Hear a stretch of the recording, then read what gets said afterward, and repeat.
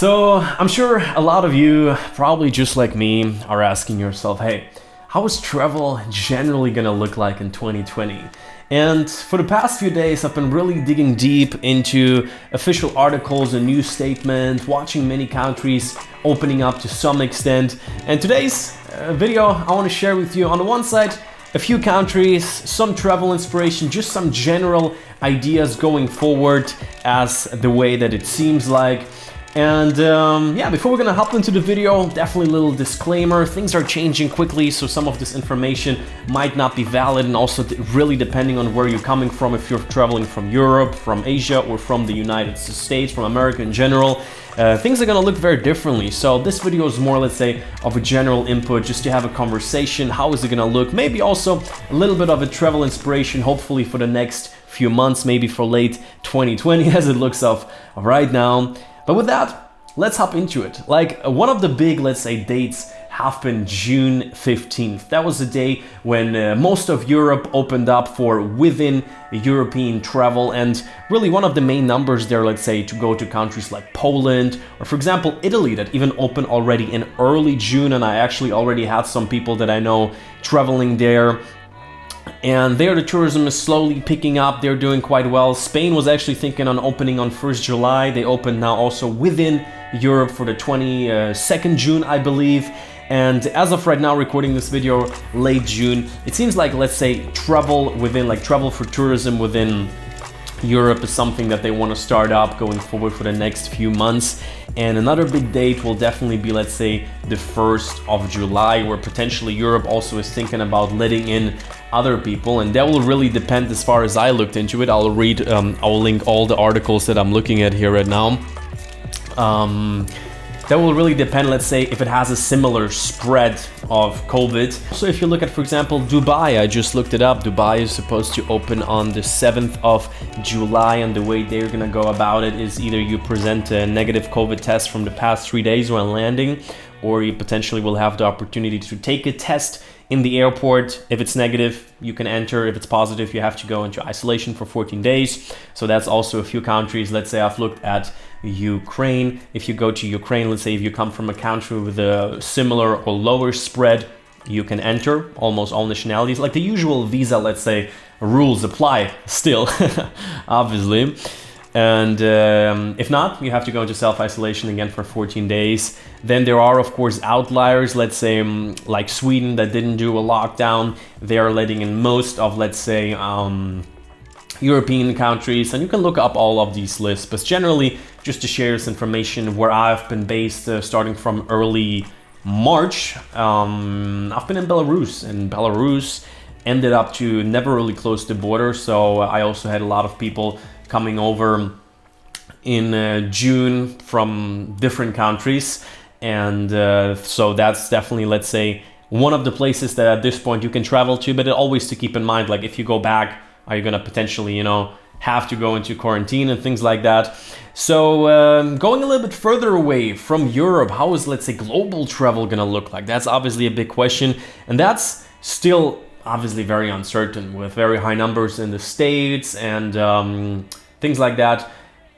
It looks like the United States will not be able, let's say, to travel to Europe. That's what it looks like right now. So my guess is, as soon as the numbers are hopefully going to start to drop, that's where it's going to be reconsidered. So for me, obviously, I've been also looking a lot at, let's say, Asia. Not necessarily because I want to travel. My, let's say, attitude right now is I'm just going to be based in one place. Gonna, as I said before, share with you at the end where I'm gonna go, because my visa, let's say, is running out in the country that I've been living, Belarus. So I shared with you before, for the past year now, I don't have a solid base. So for me, it's just gonna be, let's say, I'm going to another country that is gonna be open, live there for a few months, so still get like, let's say, stationary, interesting new experiences is what my next few videos will be about.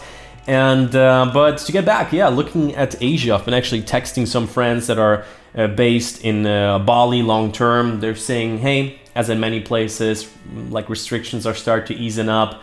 Let's say tourism is picking back up, not tourism, but let's say local businesses that cater to tourists mostly starting to slowly pick up again, and that's obviously, especially for a place like Bali, extremely important as they rely heavily on tourism, or at least, let's say, many of the restaurants there. So friends of mine said they don't really know yet, according to official statements. For example, Bali is thinking about opening up in early September, but as we can understand, what is it, another 2 months to go, so things might change on that front. But other than that, it's really interesting to look at the development. So definitely the 15th of June was a big date for Europe. So far over the past 14 weeks, you were able to, let's say, travel within the European Union without any restrictions.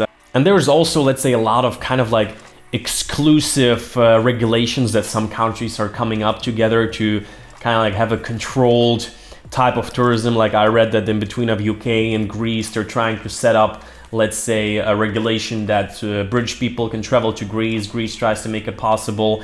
And overall travel to UK right now, you definitely have to go into self-isolation. So that's a big thing. Obviously, let's say, all of summer tourism from Europe to the UK. It's still also uncertain because in some way UK is still officially part of the European Union. So just reading from many articles, if you want to look up on it itself, I think it's around like 6 or 7 articles that I have open here. I will link them down in the description below. So yeah, very interesting time we're living in. Obviously, on the one side, it's good to see that things are slowly easing. Some local businesses can pick up operation again. On the other side, obviously, it's extremely important to be cautious, take things slowly, and yeah, consider all of these factors. By no means I'm an expert, but did a good amount of research into, let's say, local travel regulations. A big unknown is definitely the US right now, still, as the cases are very high. I actually had a friend who was supposed to go to the US in March, and he's still here.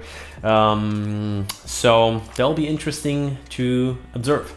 To get back into my plans, I've been looking at many different countries, and also at countries where I kind of didn't really plan to go, and the one that caught my eye was Albania. At first, I just kind of like looked it up. I'm just typing it here again on the laptop, and I was like, interesting. I actually called the airport, asked them about travel restriction, and they told me you are free to come there. So that's probably will be my plan, to live there for a month or two, of course, depending if I like it, if I feel comfortable there. Hopefully, if the cases will not be increasing in the Ukraine, travel there also. And yeah, I'm just looking right now for the photos. That will be my plan. Probably live a little bit in Tirana, maybe a few weeks, and then maybe a little bit outside, a little bit more rural, get a house closer to the sea, film a lot of videos, some, let's say, travel-y content, just showing you around where I'm gonna be living. On the other side, also just a lot of, I mean, I'm just looking for these photos here right now. I think it will be an interesting time. Okay, and so in terms of, let's say, generally speaking, what I think is gonna happen, what it seems like is that travel within the next few months is gonna be possible within countries that have a similar spread of COVID. And the other thing that I keep reading is also, let's say, you either take a test before going there or possibly maybe even at arrival. But all of these things are obviously yet quite uncertain. As always, definitely encourage you to do your own research. And on another side note, if you're new here and you're actually thinking about traveling to some of these countries in the next few months, like for example, be it Belarus, where I've been living in the past months, you can check out the separate videos that I did on it. Just look up my name connected to the country. Also, let's say a top 10 list of the most affordable countries, of which some, as I mentioned, Belarus or Ukraine are open or starting to open up soon, so check it out. And I also think that on another side note, tourism will definitely pick up rather slowly. So with that, there was also the experience that I made while living in Belarus. Accommodation is fairly low, so for some people who have the opportunity, it might be a good time in the next few months, September, when it's deemed to be more safe. Okay, so with that, I hope you enjoyed today's little insight. Just a few thoughts, some information that I think was very interesting for me. I hope you got something out of it as well. Hopefully towards the end of the year, things will clear up so we can travel more freely again. I think it's gonna take actually quite some time until it's gonna be back to normal. My guess is definitely not this year. But still, travel is definitely possible to some extent. As always, if you want to keep up to date with me, join me on the Instagram as well. Check out the description box for different projects that I do, different ways of how you can support my work. And we're gonna see each other very soon.